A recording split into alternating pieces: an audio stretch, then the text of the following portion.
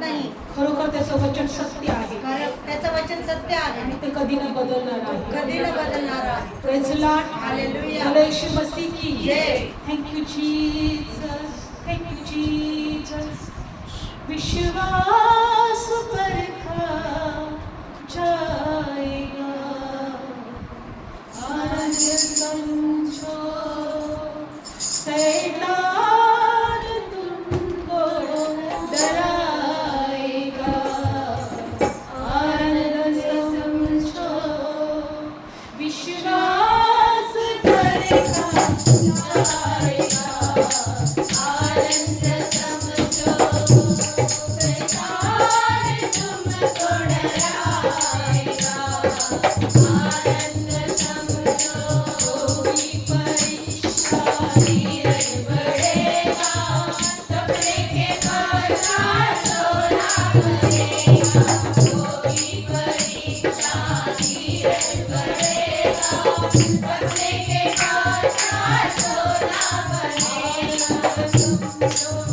आनंद समझो, आनंद समझो, आनंद समझो, विश्वास परखा जाएगा, आनंद समझो, शैतान तुमको डराएगा, आनंद समझो, सीमा के बाहर परीक्षा न होगी, यीशु के मर्जी से हर बात होगी, सीमा के बाहर परीक्षा न होगी, यीशु के मर्जी से हर बात होगी, वचन समाएगा, आनंद समझो, विश्वास परखा जाएगा, आनंद समझो, आनंद समझो, आनंद समझो, आनंद समझो, आनंद हालेलुया, आनंद समझो, आनंद समझो, आनंद समझो, आनंद समझो, यीशु वचन का उपयोग करना, जैसे भी आफत हो बिल्कुल न डरना, यीशु वचन का उपयोग करना, जैसे भी आफत हो बिल्कुल न डरना, यीशु आगे जाएगा, आनंद समझो, यीशु आगे जाएगा, आनंद समझो, विश्वास परखा जाएगा, आनंद समझो, आनंद समझो, आनंद समझो, आनंद समझो, आनंद समझो,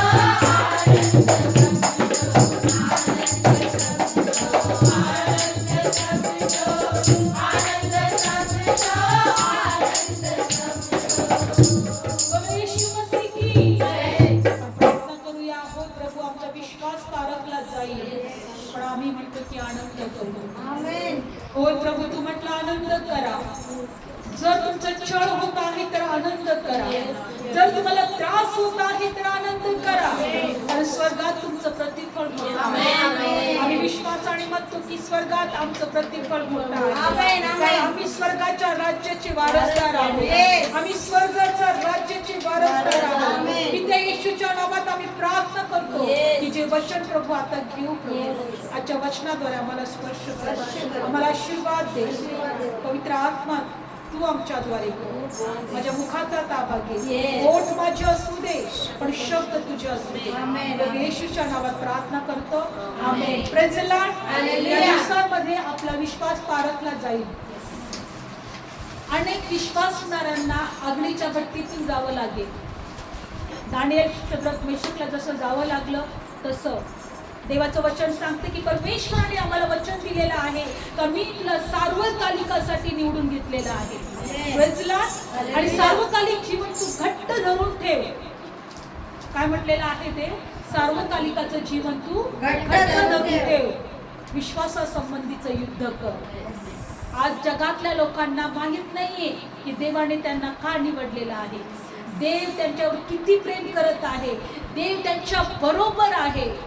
आज विश्वास ठेवा, बायबलमध्ये दिले का इस्रायल लोकांना परमेश्वराने वचन दिलं का मी तुम्हाला वचन दत्त भूमीमध्ये घेऊन जात आहे. आणि वचनात दिलेलं आहे की 40 वर्ष त्यांना वचन दत्त भूमीमध्ये जाण्यासाठी लागले. किती वर्ष? 40 वर्ष. आणि ह्या 40 वर्षामध्ये त्यांच्यावर कितीतरी संकट आले, कितीतरी शत्रू त्यांच्या विरोधात उभे राहिले, कितीतरी लोक त्यांना मारण्यासाठी टपले. बलाम राजा त्यांना श्राप देण्यासाठी त्यांनी बालकाला बोलवलं. हे राष्ट्र एका देशातून मिस्र देशातून आलेलं आहे आणि कणक राष्ट्राकडे किंवा त्या दूध मध वाहण्याच्या देशामध्ये चाललं आहे, पण ते इथे आमच्याकडे थांबलेत, मोआबाच्या देशात ते थांबलेत. ये आणि यांना श्राप दे. हे बलवान राष्ट्र आहे आणि जर हे इथं राहिले तर आमचा नाश होईल. तू ये आणि यांना श्राप दे. लक्षात ठेवा, आम्हाला विश्वासामध्ये राहत असताना, विश्वासू जीवन जगत असताना अनेक कठीण परिस्थितीला सामोरं जावं लागेल. कदाचित तुमच्या मनासारख्या काही गोष्टी घडणार नाही, कदाचित तुमच्या मनासारख्या गोष्टी, कदाचित तुमच्या प्रार्थनेचं उत्तर तुम्हाला मिळणार नाही, पण विश्वास ठेवा की देवाने आम्हाला त्याच्या राज्यासाठी निवडलं. आमेन. Praise lord. बायबलमध्ये दिलेलं आहे आम्ही देवाच्या प्रत्येक वचनावर विश्वास ठेवला पाहिजे. येस, आमेन. म्हणून बायबल, कारण की देवाचं वचन जे आहे स्वर्गात स्थापित केलेलं आहे. कुठं स्थापित केलेलं स्वर्गामध्ये. आहे? आपण स्तोत्र संहिता 119 अध्यायामध्ये बघूया. परमेश्वराचं जे वचन आहे ते स्वर्गात स्थापित केलेलं आहे.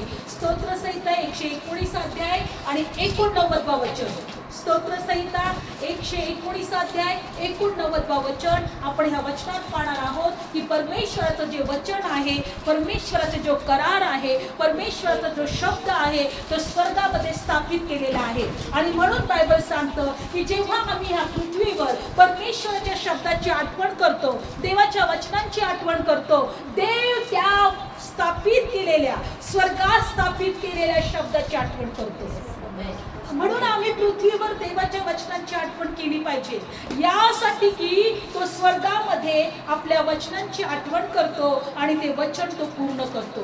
कुठे आहे? स्तोत्र संहिता 119 अध्याय आणि 89 वचन. काढूया आपण वचन 89. हे परमेश्वरा, तुझं वचन सर्व काळ आकाशात किंवा स्वर्गात स्थापित केलेलं आहे. आमेन. Praise lord. वाचा कोणीतरी पटकन. हे परमेश्वरा, तुझे वचन स्वर्गात सर्व काळ स्थिर आहे. Praise Lord. त्याच्यामध्ये दिलेलं आहे स्थिर आहे.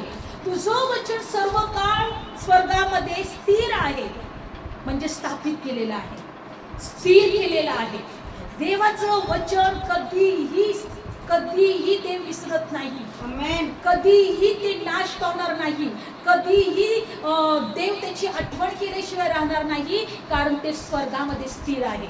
म्हणून आम्ही जेव्हा या पृथ्वीवर परमेश्वराच्या वचनांची आठवण करतो, परमेश्वराच्या वचनावर विश्वास ठेवतो, परमेश्वरचं वचन ग्रहण करतो, परमेश्वरच्या वचनामध्ये आनंद करतो, परमेश्वरच्या वचनावर आम्ही स्थिर राहतो किंवा ते स्वीकारतो, स्वर्गात त्या वचनांची आठवण केली जाते. आमेन. कारण ते कुठे स्थापित केलेलं आहे? आकाशामध्ये, स्वर्गामध्ये. कुठे स्थिर केलेलं आहे? स्वर्गामध्ये. स्वर्गामध्ये ते स्थिर केलेलं आहे. म्हणून नेहमी देवाला त्याच्या वचनांची आठवण करून द्यायला शिका. प्रभू तू असं म्हटला होता ना, प्रभू तू तसं म्हटला होता ना, देवाला आठवण करून द्या.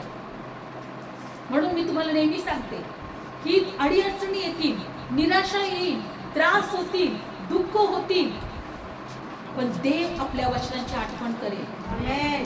देवाचं वचन कुठं स्थापित झालेलं आहे? स्वर्गामध्ये. आणि म्हणून बायबल सांगते योबाच्या पुस्तकामध्ये 5व्या अध्यायामध्ये परमेश्वर आम्हाला प्रत्येक संकटापासून वाचवतो. काढूया आपण वचन. योबाचं पुस्तक आपण जाणार आहोत 5वा अध्याय. योबाचं पुस्तक 5वा अध्यायामध्ये काढूया आपण वचन. परमेश्वर कोणत्या संकटातून आम्हाला वाचवतो या वचनातून आपण पाहणार आहोत. योब 5वा अध्याय काढूया आपण वचन. योब 5वा अध्यायामध्ये आपण पाहूया. योब 5वा अध्यायामध्ये. धन्यवाद. योब 5वा अध्याय काढलं सर्वांनी? Yes. आणि 18 वचन. तो जखम करतो, पट्टी बांधतो, तो हाणतो आणि त्याचेच हात बरे करतात. आमेन. म्हणा देवाचे हात बरे करतात. देवाचे हात बरे करतात. जखमा जरी झाल्या जखमा जरी झाल्या तरी तो मला बरे करेल. तरी तो मला बरं करेल. हे कुठे स्थापित झालेलं आहे? स्वर्गामध्ये. हे वचन कुठे स्थापित झालेलं स्वर्गामध्ये. आहे? पुढचं वचन, तो 6 संकटातून तुला सोडवी, सातात देखील वाईट तुला स्पर्श करणार नाही. आमेन. कुठं स्थापित झालेला आहे? स्वर्गामध्ये. तो 6 संकटातून तुला सोडवील आणि सातात देखील वाईट तुला स्पर्श करणार नाही. म्हणजे 7 संकट तुझ्या जीवनात येतील. 6 संकट तुझ्या नाही, 7 संकट तुझ्या जीवनात येतील, पण त्या 7 संकटामध्ये वाईट तुला स्पर्श करणार नाही. म्हणा हे वचन स्वर्गात स्थापित झालेलं स्वर्गात स्थापित झालेलं आहे. देव आपल्या वचनांची देव आपल्या वचनांची आठवण करणार. कोणतं संकट पाहणार आहोत? 20वं वचन, दुष्काळात मरणापासून, लढाईत तलवारीच्या दारेपासून तो तुला खंडून घेईल. Praise Lord. दुष्काळामध्ये सुद्धा तो तुला वाचवेल. लढाई जरी चालू झाली किंवा तू लढाईला जरी गेलास, त्या तलवारीच्या धारेपासून तो तुला वाचवेल. पुढं बघा, तू जिभेच्या फटकऱ्यापासून लपवला जाशील, विनाश येईल तेव्हा तू त्याला भिणार नाही. जिभेचा फटकारा, तुला जर कोणी श्राप जरी देत असेल तू वाचशील, तुझा नाश होणार नाही. लोक शिव्या श्राप का देतात? याचा नाश हो, याचा वाईट हो, याचा असं हो, त्याचं तसं हो, पण जिभेच्या फटकऱ्यापासून सुद्धा तुझा विनाश होणार नाही. हे सुद्धा संकट आहे, पण देवाने आम्हाला वचन दिलंय, जिभेच्या फटकऱ्यापासून तुझा नाश होणार नाही. पुढे अजून काय आहे? विनाशाला तू हसशील, दुष्काळाला तू हसशील, भूमीवरील पशूंना तू भिणार नाहीस, कारण रानातल्या धोंड्यांशी तुझा करार ठरेल. रानातल्या धोंड्यांशी तुझा करार ठरेल. वडपशु तुझ्याशी शांतीने राहतील. तुझा डेरा शांती समाधानात आहे हे तू जाणशील आणि तू आपली वस्ती पाहशील आणि तुला काही उणे पडणार नाही. हालेलुया. आज या वचनांच्या द्वारे आम्हाला देवाला धन्यवाद द्यायला शिकायचं आहे, देवाचे उपकार मानायला शिकायचं आहे. जर देव म्हणतोय की तुला कोणतीच वाईट गोष्ट स्पर्श करणार नाही, तर 100% विश्वास ठेवा देवावर की मला कोणतीही वाईट गोष्ट स्पर्श करणार नाही. कारण बायबलमध्ये दिले की तुझा डेरा समाधानामध्ये, शांती आणि समाधानामध्ये राहील. रोज म्हणा की माझा डेरा शांतीमध्ये आणि समाधानामध्ये राहील आणि तू आपली वस्ती पाहशील, तुला काही उणे पडणार नाही. म्हणा मला काही उणे पडणार नाही. आज जर तुम्ही देवाच्या वचनावर विश्वास ठेवला तर 100% तुम्हाला काही उणं पडणार नाही. होऊ शकतं की तुमच्या डोळ्याला अशी परिस्थिती तुम्हाला दिसते की माझ्या घरात काहीच नाहीये, कदाचित माझ्याकडे पैसे नाहीये, कदाचित माझ्याकडे कोणतेही बँक बॅलन्स नाहीये, पण माझा देव म्हणते की तुला काहीच नाही पडणार. आम्हाला वचनावर विश्वास ठेवायचा. काय ठेवायचं आहे? विश्वास ठेवायचा आहे. प्रभू म्हणतो की 6 संकटातून या पृथ्वीवर 7 संकटातून मी तुझं रक्षण करेन, मी तुला तारीन, मी तुला सांभाळीन, मी तुझी काळजी घेईन. देवाच्या वचनावर विश्वास ठेवायचा. दुष्काळात सुद्धा तुला काही कमी पडणार नाही. बायबलमध्ये दिले एक गोष्ट, अहाब राजा वेळेस, अहाब राजा ज्या वेळेस होता तेव्हा अलिशा नावाचा सेवक इस्रायल देशामध्ये होता. कोण होता? अलिशा नावाचा. आणि बायबलमध्ये दिले की अरामेचा जो राजा होता, अलिशा राजाला मारण्यासाठी टपलेला होता. कारण अलिशा राजा देवाचा सेवक होता आणि अलिशा राजाला परमेश्वर सगळ्या गोष्टी प्रकट करायचा. त्या इस्रायलवर कधी कधी संकट यायचं, अहाब राजाला कधी मारायचा. जेव्हा जेव्हा हा आरामाचा राजा सगळ्या योजना करायचा, प्लॅनिंग करायचा, परमेश्वर अलिशाला प्रकट करत होता. आणि जेव्हा राजाला कळालं, त्या आरामाच्या राजाला कळालं की या देशामध्ये एक सेवक आहे परमेश्वराचा, परमेश्वर त्याला सगळं काही प्रकट करतोय, परमेश्वर त्याला सगळं काही दाखवतोय, आणि म्हणून तो आरामाचा राजा जो होता हा अलिशाला मारण्यासाठी टपला होता. आणि जेव्हा हा इस्रायलमध्ये होता अलिशा, तेव्हा त्या आरामाच्या राजाने असंख्य सैन्य घेतले आणि सैन्य घेऊन त्याने काय केलं माहितीये? त्या इस्रायलला वेढा दिला, घेरलं. काय केलं? घेरलं. आणि तुम्हाला माहितीये कित्येक दिवस ते इस्रायलला घेरलेलं होतं, इस्रायलला वेढा पडला होता. आणि बायबलमध्ये असं दिलंय का इस्रायल त्या देशामधून बाहेर कोणी जाऊ शकत नव्हतं आणि आतमध्ये कोणी येऊ शकत नव्हतं. तुम्हाला माहिती आहे की आमच्या भारत देशामध्ये अशा बऱ्याचशा काही गोष्टी आहेत त्या दुसऱ्या देशात जातात आणि दुसऱ्या देशातल्या वस्तू आमच्या देशात येतात. म्हणून आमचं देश चालतोय. काही गोष्टी आमच्या देशात पिकतात तर काही गोष्टी दुसऱ्या देशामध्ये पिकतात. आमच्या देशातल्या वस्तू बाहेर जातात आणि बाहेरच्या देशातल्या वस्तू आमच्याकडे येतात. तसंच बायबलमध्ये दिले का जेव्हा ह्या इस्रायल लोकांना पूर्ण घेरलं गेलं शत्रूनी, त्यांच्या बाहेरच्या देशातल्या गोष्टी त्यांच्या आतमध्ये येत नव्हत्या, त्यांच्या देशात येत नव्हत्या आणि देशातल्या गोष्टी बाहेर जात नव्हत्या. आणि त्याच्यामुळं काय झालं की त्या काही दिवसानंतर त्या इस्रायलावर, त्या देशावर दुष्काळ आला. काय आला? दुष्काळ आला. दुष्काळ पडला. इतका दुष्काळ पडला की त्या लोकांना काही खायला पण राहिलं नाही. तुम्ही जर वाचलं तर काही लोकांनी काय केलं माहिती का, जे दुष्ट होते आपल्या लेकरांना सुद्धा खाल्लं त्यांनी शिजून. इतकं भयंकर दुष्काळ पडला होता. पण अशा दुष्काळामध्ये अशी एक सभा बसलेली असते. राजे नव्हते, राजघराण्यातले काही लोक, राजा नव्हता पण राजघराण्यातले सरदार लोक तिथे बसलेले होते आणि अलिशाने एक भविष्यवाणी केली. अलिशाने म्हटला की ह्या देशामध्ये उद्या तुम्हाला सर्व काही स्वस्त मिळणार आहे. अलिशाने काय भविष्यवाणी केली? सर्व काही स्वस्त बघा, मिळणार. इतका दुष्काळ की लोक मरतायत. देशामध्ये तुम्हाला काही दिसत नाही, अन्नधान्य दिसत नाही, पाणी दिसत नाही, घरामध्ये कोणाच्या काहीच नाहीये. पण यांनी भविष्यवाणी काय केली की उद्या तुम्हाला अन्नधान्य सगळं स्वस्त मिळणार आहे. आता बघा, काढूया आपण त्या वचनामध्ये, एक राजामध्ये जाऊया. अलिशाच्या काळामध्ये परमेश्वर काय करत आहे. ज्यावेळी तुमच्या जीवनामध्ये काहीही चांगलं नसेल, 2 राजे आणि 7वा अध्याय. आज या वचनातून परमेश्वर आम्हाला एक गोष्ट शिकवत आहे की जर आमच्या जीवनामध्ये काहीही चांगलं नसेल, आमच्या जीवनामध्ये आमच्या जवळ कोणत्याही गोष्टी नसतील, आम्ही दुष्काळात असेल, आमच्या घरामध्ये काही नसेल, आम्ही गरीब असू, आमची परिस्थिती चांगली नसेल, पण आमच्याकडे जर देवाचं वचन असेल ना की मी तुला दिलेलं वचन तुझ्या जीवनात पूर्ण करेन, दुष्काळात उमरणार नाही, तुझ्या घरात काही उणे पडणार नाही, तुझा डेरा शांती समाधानामध्ये राहील, त्या वचनाची देव आठवण करेल. आमेन. Praise the Lord. त्या वचनांची देव आठवण करेल आणि त्या वचनाप्रमाणे तुझ्या जीवनात होईल, त्या वचनाप्रमाणे माझ्या जीवनात होईल. आम्हाला आज आमच्या परिस्थितीकडे पाहायचं नाही, आम्हाला आज आमच्या त्रासाकडे पाहायचं नाही, आज आम्हाला आमच्या जीवनामध्ये होणाऱ्या प्रॉब्लेम्स आणि अडचणीकडे पाहायचं नाही, पण देवाच्या वचनाकडे पाहायचं आहे. ह्या देशामध्ये दुष्काळ होता, ह्या देशामध्ये लोक मरत होते, पण परमेश्वरचा दास अलिशाने भविष्यवाणी केली. आपण काढूया 2 राजे 7वा अध्यायामध्ये काढूया वचन. मग अलिशा म्हणाला, परमेश्वरचं वचन ऐका. त्याकडे सगळे लोक बसले होते एकत्र. त्याच्यासाठी आपण वचन 6वा अध्याय आणि 32 वचन वाचूया.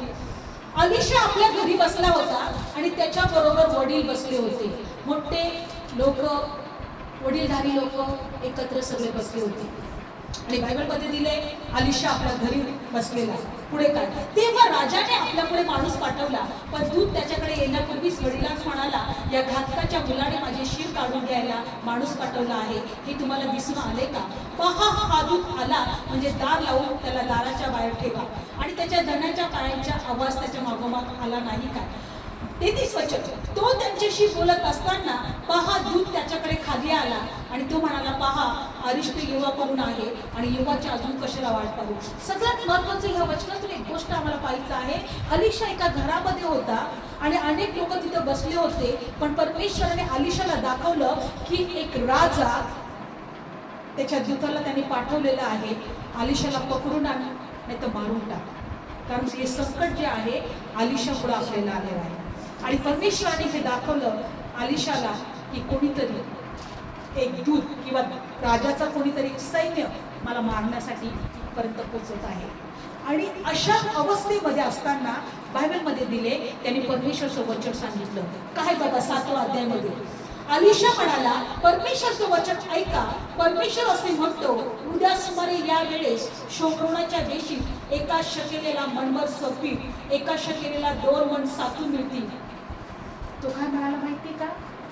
उद्या सकाळी या वेळेस काय मिळणार आहे तुम्हाला? एका शकेलेला मनभर पीठ, किंवा तुम्हाला 100 रुपयामध्ये एक पोत पीठ मिळणार आहे गव्हाचं, किंवा गहू मिळणार. आपल्या भाषामध्ये जर 100 रुपयाला तुम्हाला पोतभर गहू किंवा गव्हाचं पीठ मिळणार आहे. बघा पुढे तो काय म्हणत आहे, आणि एका शकेलेला 2 मण सातू मिळतील, किंवा तुम्हाला धान्य मिळेल. 100 रुपयाला 50 रुपयाला असं काहीतरी तुम्ही समजून घ्या. आणि ते म्हटलं, अरे दुष्काळ आहे देशामध्ये, लक्षपूर्वक ऐका. आणि हे कसं काय? तू लोकांना भविष्यवाणी करतोय का इतकी स्वस्ताई होणार आहे? तिथे एक सरदार होता. त्या सरदाराने देवाच्या वचनावर विश्वास नाही ठेवला. काय केलं त्यांनी? विश्वास ठेवला नाही. तो सरदार काय म्हटला बघा पुढच्या वचनामध्ये. तेव्हा तो सरदार म्हटला, दुसरं वचन, तेव्हा सरदाराच्या हातावर राजा टेकत होता. त्याने देवाच्या माणसाला उत्तर देऊन म्हटले, पहा, देवाने आकाशाला खिडक्या केल्या तरी अशी गोष्ट घडेल काय? यावर त्याने त्याला म्हटले, पहा, तू आपल्या डोळ्यांनी पाशील पण काही खाणार नाही. लक्षपूर्वक ऐका, सगळ्यांनी लक्ष द्या वचनाकडे, प्लीज डिस्टर्ब होऊ नका. बायबलमध्ये दिले, एक सरदार म्हटला, परमेश्वराने स्वर्गातल्या खिडक्या जरी मोकळ्या केल्या तरी हे वचन पूर्ण होणार नाही, किंवा ह्या गोष्टी घडणार नाही. लक्षपूर्वक ऐका. अलिशा राजा सर्व लोकांना सांगत आहे, अलिशा देवाचा सेवक सगळ्या लोकांना सांगत आहे की उद्या स्वस्त तुम्हाला सगळं काही मिळणार आहे. पण तिथं एक सरदार होता. राजा राजाचा सेवा करत होता. राजाच्या हाताखाली तो होता. एक मेन माणूस होता. तो सगळ्या लोकांना म्हटलं, हे अलिशा, काय सांगतोस तू? परमेश्वराने स्वर्गाच्या खिडक्या जरी मोकळ्या केल्या तरी अशा गोष्टी होणार नाही. पण अलिशा त्याला काय म्हटलं माहितीये? अलिशा त्याला म्हटला, जेव्हा हे सगळ्या गोष्टी घडून येईल तू डोळ्यांनी पाशील पण तुला काहीच मिळणार नाही. का असं बोलला माहिती? कारण त्याने देवाच्या वचनावर विश्वास नाही ठेवला. काय केलं त्यांनी देवाच्या वचनावर? देवाच्या दासावर त्यांनी विश्वास नाही ठेवला. आज आम्हाला ह्याच गोष्टी आम्ही करत आहोत. देवाने आम्हाला वचन दिले. देवाचं वचन स्वर्गामध्ये स्थापित केलेलं आहे. देव आपल्या वचनांची आठवण करतो. तो म्हणतो, दुष्काळात मी तुला सांभाळेन, तुला काही उणे पडणार नाही, तुझ्या ध्येयामध्ये समाधान राहील, शांती राहील, मी तुझ्या जखमा बरे करेन, 7 संकटांमधून मी तुला वाचवेन. पण आम्ही निराशामध्ये राहतो, आम्ही चिंतेमध्ये राहतो, आम्ही दुःखामध्ये राहतो, आम्ही नेहमी टेन्शन मध्ये राहतो. आम्ही परिस्थितीकडे पाहतो, आम्ही वचनाकडे पाहतो. जेव्हा अलिशाने सांगितलं की देशामध्ये उद्याच काय होणार आहे माहितीये? 100 रुपयाला तुम्हाला पोतभर गहू मिळणार, 100 रुपयाला तुम्हाला पोतभर पीठ मिळेल, सातू मिळेल, हे मिळेल. इतकं स्वस्त होईल का तुम्ही कधी विचार पण केला नव्हता. का धान्य किंवा जे काही खायला मिळतंय ते इतकं स्वस्त मिळेल. दुष्काळामध्ये एक देवाचा सेवक अशी भविष्यवाणी करतोय. पण आम्हाला विश्वास ठेवायचा. मला या वचनाद्वारे देव काहीतरी शिकवतो. तुला काही दिसत नाही पण तुझ्याकडे वचन आहे. तुझ्या जीवनात काहीच घडत नाही पण तुझ्याकडे वचन आहे. आनंद करतो. देवाचं वचन स्वर्गात स्थापित केलेलं आहे. तो आपल्या वचनांची आठवण करेल. तुझ्या जीवनात सगळ्या काही गोष्टी तो चांगल्या करेल. तुझ्या जीवनातले सगळे त्रास तो दूर करेल. तो तुला उंच करेल. बायबल सांगते की त्याच्या नेमलेल्या हाताखाली नम्र राहा, तो तुम्हाला उंच करेल. आमेन. Praise Lord. हालेलुया. त्याच्या नेमलेल्या वेळी तो तुम्हाला काय करेल? उंच उंच करेल. करेल. आज आम्हाला त्याच वचनाकडे विश्वास ठेवायचा आहे. परिस्थिती आमच्या विरोधात असेल, परिस्थिती आमच्या विरोधात घडत असेल, पण आम्हाला देवाच्या वचनात प्रभू म्हणतो की मी आहे ना तुझ्यासोबत. मी तुझी प्रार्थना ऐकेन, मी तुझ्या प्रार्थनेचं उत्तर देईन, मी तुझी परिस्थिती बदलेल, मी तुला सर्वात उंच करेल, मी तुझी आठवण करेल. कारण त्याचं वचन स्वर्गात स्थापित केलेलं आहे. 11 दिवसांचा प्रवास होता. कनान राष्ट्रामध्ये जायचं. मिस्र देश तर इस्रायल. 11 दिवसाचा प्रवास होता. पण 40 वर्ष परमेश्वराने लावले. तर परमेश्वर म्हणतो की माझ्यावर विश्वास ठेवा, माझ्यावर विश्वास ठेवा, मी तुमच्या बरोबर आहे. दिवसा मेघस्तंभ बनून, रात्री अग्निस्तंभ बनून. बायबल सांगतं त्यांचं चपला झिजल्या नाही, त्यांचे कपडे सुद्धा, वस्त्र सुद्धा त्यांचे फाटले नाही, जुने झाले नाही. देव अशा प्रकारे सांभाळत होता. तो देव आम्हाला काही उणे पडू देणार आहे. तो देव आम्हाला काही उणे पडू देणार नाही का? दुष्काळात पण मी तुला सांभाळेन. आणि बायबल सांगतं काय झालं माहितीये? जर तुम्ही हा अध्याय वाचला, बायबलमध्ये दिले, इतका वेळ नाही कशा प्रकारे सगळं काही स्वस्त झालं. पण हा सरदाराला काहीच मिळालं नाही. त्याने आपल्या डोळ्याने पाहिलं. तुम्हाला माहिती या सरदाराचा चिंगरून मरण झालं त्याच ठिकाणामध्ये. कारण की बायबलमध्ये दिले का जे लोक सैन्य इस्रायल लोकांना ज्यांनी वेढलं होतं, त्या सैन्याला परमेश्वराने असंख्य सैन्य त्यांच्याकडे येत आहे असा घोड्यांचा आवाज परमेश्वराने काढला. कोणी काढला? परमेश्वरच्या देवदूताने. असंख्य सैन्य त्या लोकांकडे येत आहे अशा घोड्यांचा आणि एक मोठ्या सैन्याचा आवाज त्या आरामाच्या सैन्याला ऐकवलं. आणि आरामाचे सैन्य रात्री त्यांना आवाज आल्यानंतर त्यांना असं कळालं, अरे इस्रायल लोकांनी अनेक राष्ट्रांना आपल्या विरोधात बोलवलेलं आहे आणि आता आपलं काही खरं नाही. आणि बायबलमध्ये दिले जसा 7वा अध्याय तुम्ही वाचला तर त्यानंतर हे सर्व सैन्य ज्यांनी आपले ढेरे दिले होते, या लोकांच्या विरोधात त्यांनी हे केलं होतं, घेरलेलं होतं इस्रायलच्या लोकांच्या विरोधात.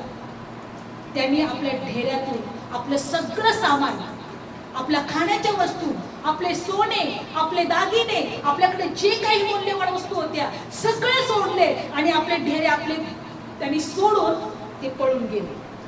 सगळे सैन्य काय झाले? ते पळून गेले. आणि पळून गेल्यानंतर ह्या इस्रायल देशामध्ये 4 कोडी होते. किती कोडी? 4 कोडी. यांना खूप भूक लागली आणि यांनी विचार केला ह्या 4 कोड्यांनी, अरे ह्या देशामध्ये आपण राहिलो, आपल्याला खायला काहीच मिळणार नाही. आपण काय करू? आपण ज्या आरामी सैन्य आहेत त्यांच्या ढेऱ्यांमध्ये आपण घुसू, त्यांना आपण काहीतरी खायला मागू. आपण त्यांना काय करू? काहीतरी त्यांनी खायला दिलं तर ठीक आहे, नाही तर मारून टाकलं तर टाकलं. आपण इथं भुकेने तरी मरणार आहोत, त्यापेक्षा तिथे जाऊन आपण. आणि मग 4 कोडी जे होते ते त्या आरामी सैन्यांच्या मध्ये, त्यांच्या तंबूमध्ये, त्यांच्या ढेऱ्यांमध्ये ते घुसले. आणि त्यांनी जेव्हा बघितलं, अरे एकही सैन्य इथे नाहीये, सगळे आपले आपले सामान टाकून पळून गेलेले आहेत, आपलं धान्य टाकून पळून गेलेले आहेत, आपलं सोनं चांदी टाकून पळून गेलेले आहेत. मग 4 कोडी म्हटलं, अरे हे तर सैन्य पळाले सगळे. आणि यांनी सगळं वस्तू, सगळे सामान, त्यांचं सगळं धान्य बिन्य सगळं इथे सोडून दिलंय. अरे हे सुसमाचार सांगण्याची वेळ आहे. शत्रूने आपलं सगळं काही इथंच सोडून दिलेलं आहे. शत्रूची संपत्ती सगळी इथंच टाकून दिलेली आहे. शत्रू इथून पळून गेलेला आहे. आणि 4 कोडी म्हटलं, अरे आपणच कसं आनंद घ्यायचा, चला ही बातमी लावून आपण त्या देशामध्ये सगळ्या लोकांना सांगू, आपल्या नगरामध्ये जाऊ आणि लोकांना सांगू की चला खूप काही सोनं चांदी पैसा धान्य सगळ्या काही गोष्टी आपल्याला आता तिथे मिळाल्या आहेत. आणि बायबलमध्ये दिले की 4 कोडी नगरामध्ये गेले, सगळ्यांना सुसमाचार सांगितलं, अरे सैन्य पळून गेलेले आहेत आणि ढेऱ्यामध्ये सगळं खूप काही वस्तू आहेत, धान्य आहे, पैसा आहे. आणि मग सगळं नगर त्या तिकडे गेले आणि आपल्या हातात जेवढं येईल तेवढं त्यांनी लुबाडून घेतलं त्या ढेऱ्यातून. जे जे त्यांना मिळेल पैसा, सगळं काही. आणि काही लोकांनी विकलं, काही लोकांनी जास्त जे होतं ते बाकीच्यांना विकलं. आणि बायबलमध्ये दिले की जो सरदार म्हटला की परमेश्वराने आकाशाच्या खिडक्या जरी मोकळ्या केल्या तरी असं काही घडणार नाही, तो या अध्यायामध्ये चिंगून गेला. कारण त्यांनी देवाच्या दासावर काय ठेवला नाही? विश्वास ठेवला नाही. देवाच्या वचनावर काय ठेवला नाही? विश्वास ठेवला नाही. मला चिंगून मारणार नाही, मी विश्वास ठेवणार. मी विश्वास ठेवणार. मी परिस्थितीकडे पाहणार नाही, परिस्थितीकडे आणि दुष्काळाकडे पाहणार नाही, देवाच्या वचनाकडे परिस्थितीकडे पाहणार. मला काही पुढे पडणार नाही. माझ्या डेऱ्यामध्ये समाधान असेल, माझ्या डेऱ्यामध्ये शांती असेल, माझ्या घरामध्ये शांती असेल, माझ्या घरामध्ये आशीर्वाद असतील, माझ्या देवाच्या घरात कृपा असेल. Praise the Lord. वचनावर फक्त विश्वास ठेवा, परिस्थितीकडे पाहू नका. काय होता? दुष्काळ होता. अलिशाने देवाचं वचन सांगितलं की उद्या तुमच्या जीवनात अशा अशा गोष्टी घडतील, बायबलमध्ये दिले. पण जेव्हा त्या सरदाराने विश्वास ठेवला नाही, तो नाश पावला. तू डोळ्यांनी पाशील, पण तू त्याचा आनंद घेणार नाही, तुला काही मिळणार नाही. आणि तो चिंतून मेला. इतकी गर्दी तर तो पहारेकरी म्हणून तिथे ठेवला होता त्याला, आणि तो चिंतून मेला तिथे. आज आम्हाला देवाच्या वचनावर विश्वास ठेवायचा. देवाने आपलं वचन कुठं स्थापित केलेलं आहे? तुम्हाला वाटते की माझी परिस्थिती तशी नाहीये, देव मला कसं काय श्रीमंत करेल, माझी परिस्थिती तशी नाहीये, माझ्या जीवनात कसं काय सगळं चांगलं होईल, माझ्या जीवनामध्ये माझे लोक माझ्या बरोबर नाहीये, माझ्या जीवनामध्ये माझ्या परिस्थितीमध्ये अशा अशा प्रॉब्लेम आहेत, अशा अशा अडचणी आहेत, असे असे त्रास आहेत, अशा अशा सगळ्या गोष्टीची कमतरता आहे. मग कसं काय मी सर्व आशीर्वादाने आशीर्वादित होईल? परिस्थितीकडे पाहू नको, देव सर्व घडून आहे. त्याच्या राज्याकडे पाहायला शिक. बायबल सांगतं त्याचं राज्य मिळवायला जा, तुला सर्व काही मिळेल. Praise the Lord. त्याचं राज्य, त्याचं नीतिमत्व मिळवायला झट, त्यानंतर तुला सर्व काही मिळेल. तेव्हा तुला एकच गोष्ट शिकत आहोत, परमेश्वराने आपलं वचन स्वर्गात स्थापित केलेलं आहे, स्थिर केलेलं आहे, आणि तो आपल्या वचनांची आठवण करतो. त्याने जर वचन दिले तर मी तुला दुष्काळात सांभाळेल, मी तुला संकटात सांभाळेल, मी तुला वाईट परिस्थितीमध्ये सांभाळेल, मी तुझी काळजी घेणार, कोणतीच गोष्ट तुझ्या विरोधात होणार नाही, दुष्ट तुला कोणत्या वाईट गोष्टीमध्ये स्पर्श करणार नाही, तर नाही करणार. डोळे बंद करूया. धन्यवाद येशू. आज आम्हाला वचनातून एक गोष्ट शिकायला मिळाली तर माझा देव माझ्या बरोबर आहे. मी परिस्थितीकडे पाहणार नाही, पण वचनाकडे पाहणार. धन्यवाद येशू. धन्यवाद येशू. Thank you Jesus. तेरी स्तुति हो, तेरी महिमा हो, प्रशंसा हो प्रभु. तेरी स्तुति हो, तेरी महिमा हो, प्रशंसा हो प्रभु. धन्यवाद करते उपकारों के लिए, आराधना करते तेरी भलाई के लिए. धन्यवाद करते उपकारों के लिए, आराधना करते तेरी भलाई के लिए. तेरी स्तुति हो, तेरी महिमा हो, प्रशंसा हो. Yes Lord, तेरी स्तुति हो, तेरी स्तुति हो,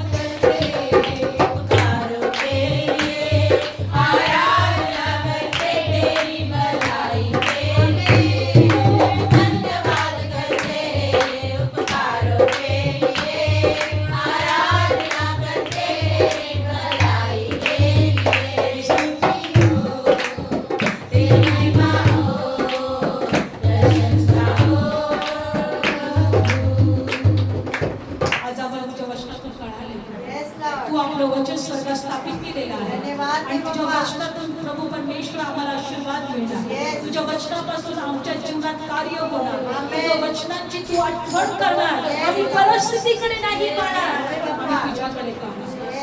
Yes. आज या वचनाद्वारे जे आजारी आहेत ते बरे केले जातील, जे दुःखात आहेत, निराशात आहेत, त्यांना स्पर्श होईल. देवा जसं ते अलिशानी शुभ वर्तमान सांगितलं, आज या शुभ वर्तमानाच्या द्वारे, राज्याच्या शुभ वर्तमानाच्या द्वारे प्रत्येक लोक आशीर्वादित होतील. येशूच्या नावात तुझ्या लेकरांना सर्व आशीर्वादाने आशीर्वादित आहे. कोणत्या गोष्टीची कमतरता पडू नको आणि तुझं गौरव होते. तो येशूच्या नावात प्रार्थना करतो. आमेन. बोले येशू मसीह की जय.